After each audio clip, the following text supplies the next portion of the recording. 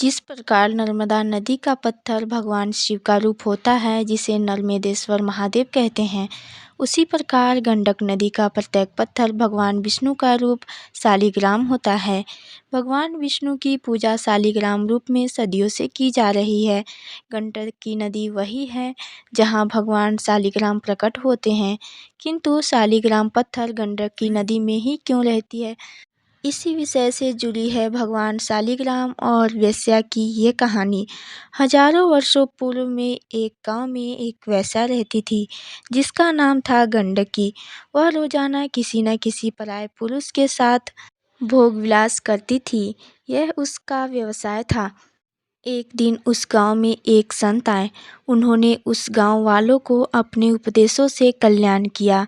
जब वेश्या ने उस महात्मा की कीर्ति सुनी तो एक दिन वो भी उस महात्मा के दर्शन के लिए गई और उसने संत से प्रार्थना की कि महाराज, आप तो साधु हैं, महात्मा हैं, सबका कल्याण करते हैं, अतः महाराज मुझ वेश्या का भी कल्याण कर दीजिए। तब साधु ने कहा, पुत्री, मैं तुम्हारा कल्याण कर दूंगा, किंतु इसके लिए तुम्हें वेश्यावृत्ति छोड़नी पड़ेगी। तब उस वेश्या ने कहा, महाराज, मैं सब कर सकती हूँ, किंतु यह वेश्यावृत्ति का कार्य नहीं छोड़ सकती, क्योंकि अब इस कार्य की मुझे आदत हो गई है और यही मेरा व्यवसाय है। इसके अलावा आप मुझसे जो कहेंगे मैं वो करूँगी। कृपा करके आप मेरा उद्धार करें।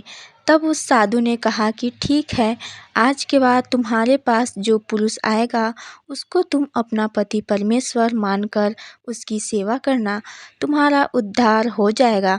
उसके बाद से गंडकी के पास जो पुरुष आता उसको वह अपना पति मानकर उसकी खूब सेवा सत्कार करती। गंडकी के द्वारा किए गए इस कार्य को भगवान विष्णु देख रहे थे। तब उन्होंने वेश्या की परीक्षा लेने के बारे में सोचा और वे उसके घर एक साधारण मनुष्य का रूप लेकर पहुंच गए। गंडकी ने उनका भी सत्कार किया। उसने उन्हें अपना पति मानकर पूरे मन से सेवा की। भगवान विष्णु गंडकी की सेवा देख रहे थे, उसकी लगन देख रहे थे कि वह एक पत्नी की भांति कितनी सेवा कर रही है। अब भगवान विष्णु ने लीला की। वे अपना सिर पकड़कर बैठ गए। तब गंडकी घबरा गई। तब गंडकी ने पूछा, क्या हुआ स्वामी, आप ठीक तो हैं ना? गंडकी वैद्य की बुलाने की बात करने लगी। तब भगवान ने मना कर दिया और उन्होंने मरने की लीला रची। गंडकी रोने लगी। तब गंडकी उस पुरुष को अपना पति मानते हुए उसके साथ सती होने का सोचा। तब गंडकी ने 16 श्रृंगार करके पति के अर्थी के पीछे पीछे चली।